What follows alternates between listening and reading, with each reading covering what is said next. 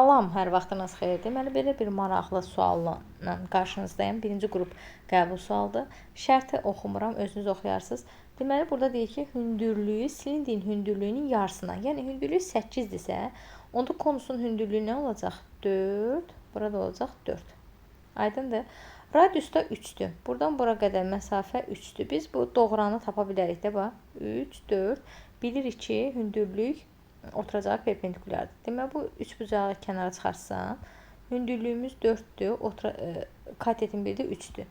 Pifagor teoreminə görə 16 üstə gəl 9 edir 25, 25-dən də kökünə çıxar 5. Deməli, hündürlüyümüz 4, radiusumuz 3, doğranımız isə oldu nə? 5. Nə deyir ki, konus çıxarılıb, yəni bu hissə oyulub çıxıbdır. Bizdə nə dedik? Çıxarılandan sonra alınan cismin səthinin sayəsi.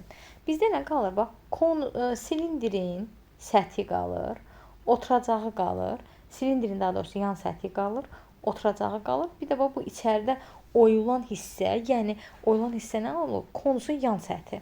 Aydındır. Gəldi bir-bir bunları gedək. Dedik nə qalır? Silindrin yan səthi qalır. Bax, silindrin yan səthi qalır. Silindrin bir oturacağı qalır. Bu oturacaq qalmır. Çünki bu oturacaq silindr konusla bərabər oyulub çıxır.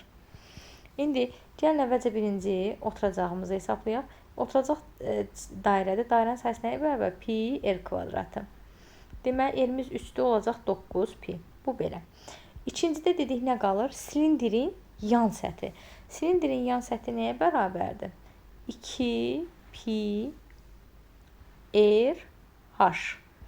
O da bərabərdir. 2 vur, pi vur. Adi hazır düzdür. Yəni, bunun izahını nə verim ki? 2'dir bu.